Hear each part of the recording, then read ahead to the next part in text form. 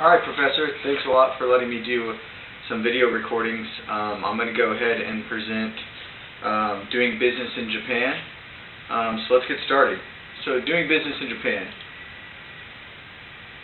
During this we're going to learn about Japanese culture, a little bit about how the business goes, or how Japanese people handle their business, and our first objective is to go over the table of contents. Why do business in Japan? Like I said, Japanese culture, Japanese business culture, marketing and supply chain in Japan. Why do business in Japan? So we're going to learn how to understand the market potential and hot industries.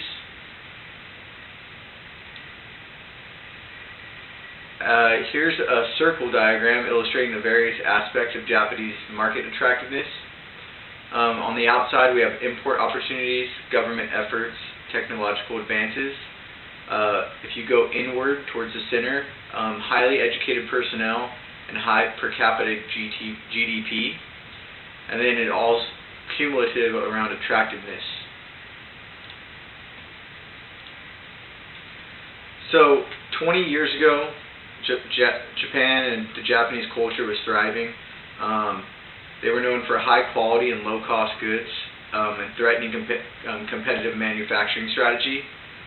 Since the 1990s though, they became more laggard, who threatened economic recovery. Laggard is one who moves slowly or progresses slowly, so it has an effect on everybody and all businesses around the world. But still, Japan is one of the world's largest economies. Geographically, it's an island. It consists of 4 major island groups. The land masses are smaller than California is. They have very few natural resources, and they rely heavily on imports. The economy, heavy investments in research development, advanced technology, re-exports finished goods. Ocean transportation is critical for Japanese business. An example of that, or an example of just what this slide is saying, is just how everything is out, like iPhones and AppleCare, everything is outsourced to Japan. So even if we send, or if different companies and countries around the world send products to Japan, they'll take everything and put it all together to make a device like the iPhone, and then they send it out. Culture and demographics. It's one of the longest life expectancies in the world. Over 98.5% of residents are Japanese. Meiji Dynasty opened Japan to the rest of the world. Influenced by the West, we have a strong influence on culturally and especially business-wise on what they're going to be producing and manufacturing. They were defeated in World War II. One of successful economies in East Asia. Attractiveness of doing business in Japan. The per capita GDP is among the world's highest. More business opportunities than any other Southeastern Asian country. U.S. second largest exporter to Japan in 2013. So the global recession shrank economy in record numbers. GDP growth rate from in March 2009 was minus 15.2%, which is huge. In 2009, overall, it was minus 5.2%. 2010, 3%, and then 2013, 0.9%. So as you can see, it slowly shrank, which means that the economy overall has been thriving, as there was, since the crash back in 2007-8. So Japanese people are very smart. They're highly educated. 99% literacy rate. Promote attractiveness to foreigners by creating rules for the marketplace, investing in infrastructure construction, promoting financial market, and it has one of the best structured market economies. So protectionism and collusion are obstacles in doing business in Japan. Hot industries, consumer behavior is influenced by small landmass, limited resources, long life expectancy, and then they have high-tech industries, and that bring in value to the industries. So they tend to stay within their country when it comes to what they can use. They don't have, well, that's not true, but they tend to they don't outsource, is what I was trying to get at. They usually find a way to use what they have, and even if they have things coming in, they're insourcing it and then creating what they need, and then they're self-sufficient. Another hot industry is healthcare industries have potential, but they can't deal with the aging population. The medical sector is one of the most successful markets.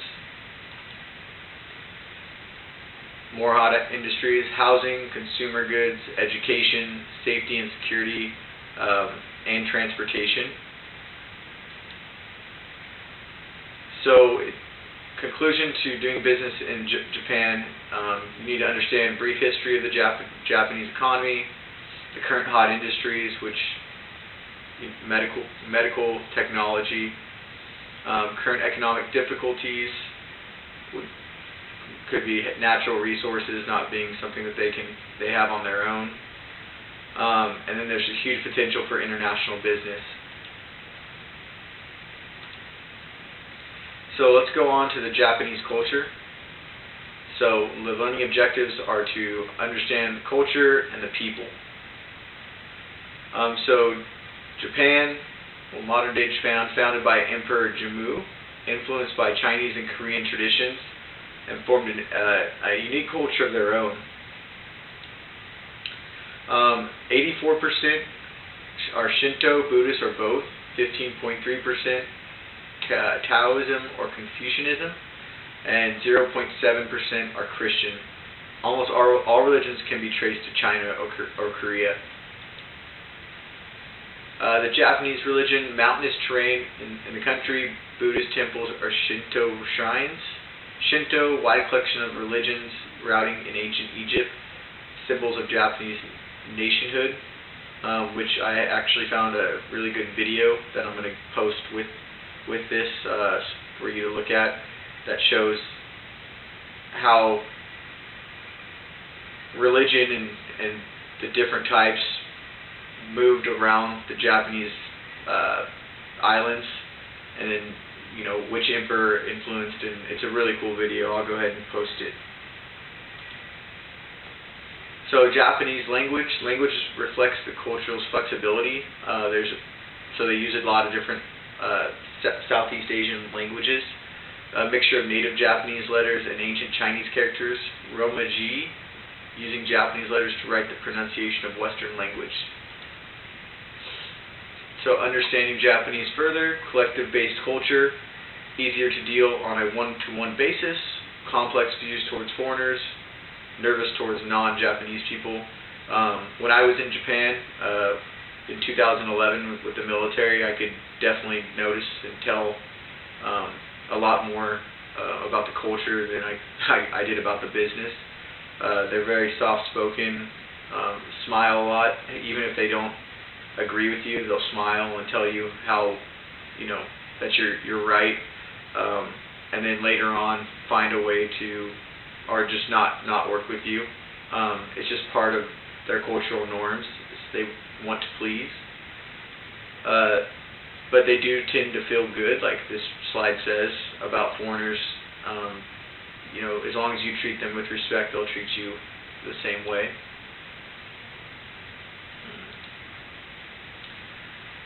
Japanese modesty, very deeply rooted in the culture. Nothing is a response to a gift given. Read between the lines. So like I was saying, they can shake your hand and let you know, tell you that everything, you know, that you said was right, but they might just wait for you to walk out of the office, and then at that point, you know, let somebody know that they disagreed with you and they don't want to do business. So you need to understand the strength of the influence of foreign cultures, China, Korea, and in the West. It's a collective society. People are extremely humble. It is hard for foreigners to be accepted by the culture. So Japanese business culture. So you need to understand how to deal with Japanese business people, how to handle some common situations. Doing business is similar to East Asia.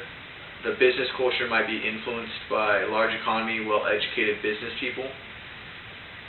One of the things I noticed while working with the Japanese, they're actually police, but they might as well be their military, is how often they wanted to talk to the highest ranking person, which is kind of understandable, but at the same time, sometimes in a Western culture, being, you know, an American, you can be kind of aggressive and try to force your idea of how to get the job done, but they won't listen unless it's coming from somebody of high rank. So if looking back on my experience, I would say that I would need to learn how to be a little bit more calm, and probably, you know, being in Japan, I should probably find a way to get somebody that they can respect, because they tend to look at the rank structure differently, and then that would have helped me accomplish what we were trying to get done a little bit easier. Appointments and meetings. When it comes to their business meetings, personal contact is the best way to make an appointment. Punctuality is important. They run their business day Monday through Friday, 9 a.m. to 5 p.m., so a lot like we do. In meetings, there's certain etiquette that you follow. Follow the seating directions of the host. Head of the group sits at the head of the table. Different shapes and dimensions of meeting tables. So they might have an L-shaped table, they could have a U-shaped table, or it could just be one long table, but be aware of what their culture, the way that they expect it, so you can respect who you're trying to do business with. Punctuality goes beyond timelessness. Expected to arrive on time. Meetings can go overtime. Disruptions in schedule. If you're going to be late, you need to make sure to give them a call, which is common courtesy, I think, for any culture, but the Japanese business culture, they will be offended by something like that. You use first names if you're among common friends. No first name basis when surrounded by colleagues. You go by titles and last names. So, like the slide is saying, Mr. Goto, add suffix, i.e. Mr. Goto-san. Traditional business culture, wear conservative suits. Businessmen, flexible clothing. Businesswomen, no jewelry, perfume, or makeup. Shoes, wear slip-on shoes. Giving a gift is important in their culture. It represents the relationship between the presenter and the host. Presenter's gift near the end of the visit. Use both hands to present it. Mention that the gift is trivial. Negotiation. So this is the part where you're trying to actually sell your product or buy something. Present business cards with both hands. In the video that I'm going to send, it shows you to extend your hands forward with your business card, giving them a chance to take it with both hands to bring it in. Prepare business cards in both English and Japanese. Connections or relationships are important in negotiations, so you have to make sure to build that rapport right from the beginning, and the business card is the best way to do that when you hand it over. Make introductions with people with higher prestige or social status. Collective orientation, understand their perspective. Like I've said, you have to be conscientious of what their culture represents and who they are, and not just go in there as a pushy American that wants to get in and get out. You have to be willing to work very hard with them to be successful and be able to deal with them on a daily basis if that's what they need. They like to joke, so that will help move the negotiations forward. So conclusion for this is to understand the basic aspects of the business environment in Japan, the importance of punctuality, always give a gift to the host, exchange business cards, and dress appropriately for the business meeting that you're having. Now, we're going to talk about marketing and supply chain in Japan. So we're going to talk about current characteristics of the market and supply chain management, and then next, choose appropriate strategies for doing business. So distribution system is a mixture of mom and pop style systems, and then distribution differs from American systems. So traditional distribution channels, different marketing strategy because consumers focus on flexibility and convenience. Difficult for American companies to market products in Japan. Like I kind of mentioned earlier, Japan can kind of stick within its own walls or its own landmass. They don't really need much from us. We do a lot of outsourcing of products that we need and then them shipping them back. So they're self-sufficient, and really that's I think a very important part of why they're so successful is they're self-reliant on themselves. The connections are hard to build, but if you do, the relationships can be very good. 50% of all consumer purchases done at small neighborhood stores. Current issues, large distributors are becoming more popular. So the last slide brought up 50% do their shopping at local shops. When I was in Japan, I couldn't tell you if I would have saw like a Target or a Walmart. I mean, I know I didn't. Everything is like small city to city that you get your items at, your daily produce. You buy fresh, your fish, everything like that. Sluggish economic development, lower income, deflation, higher unemployment.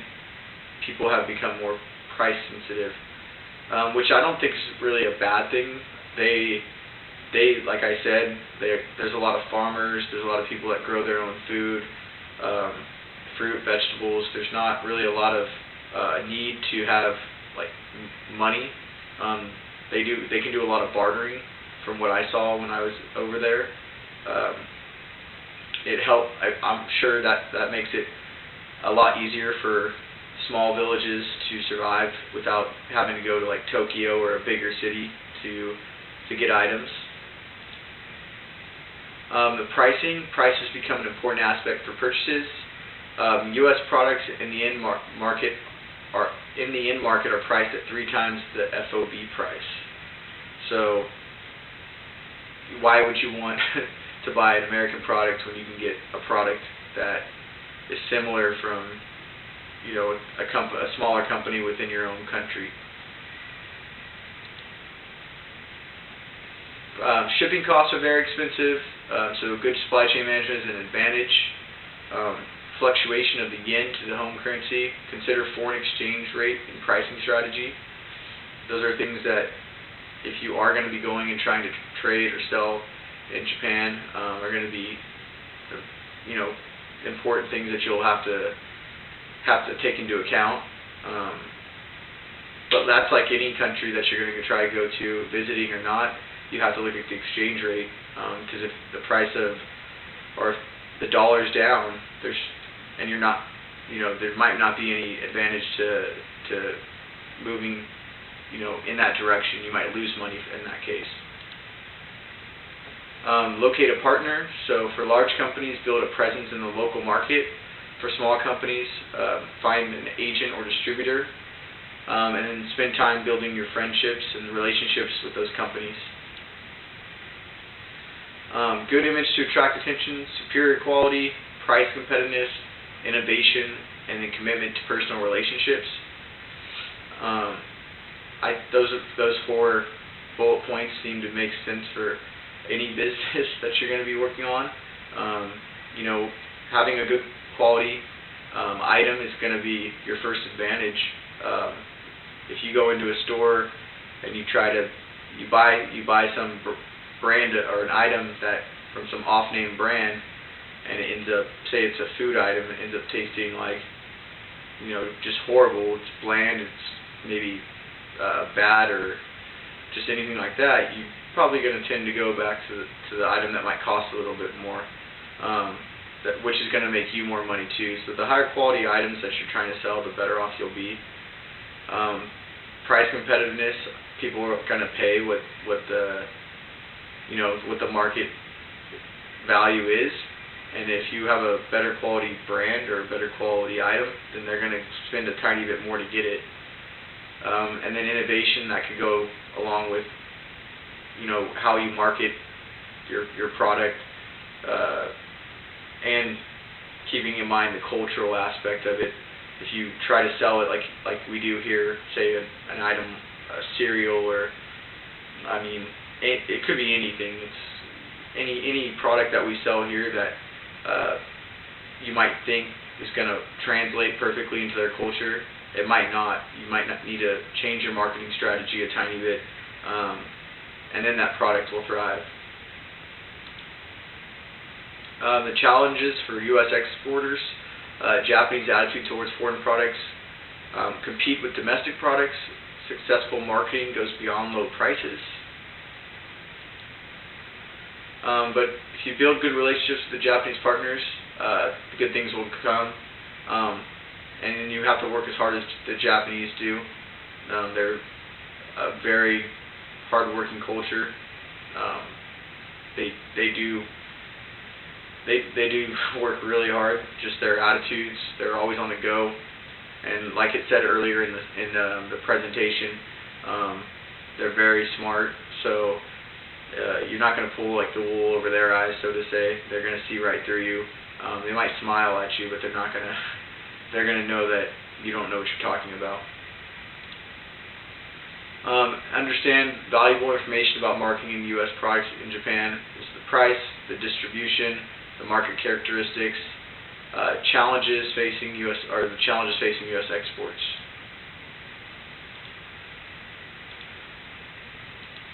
So I'm going to go ahead and send a video when that I would have put in this presentation also.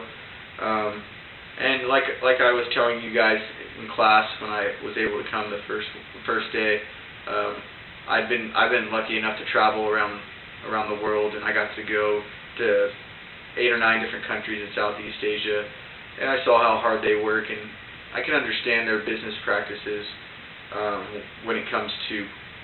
I think it really driving factor is their culture, which is a little different sometimes than us here in the United States, because we're a melting pot and we come from all different places, and it seems like it can be a little bit harder to notice, you know, like a cultural tie to your work ethic, but over there you definitely can. So I hope that presentation went well, and I'll go ahead and get that sent out. Thank you.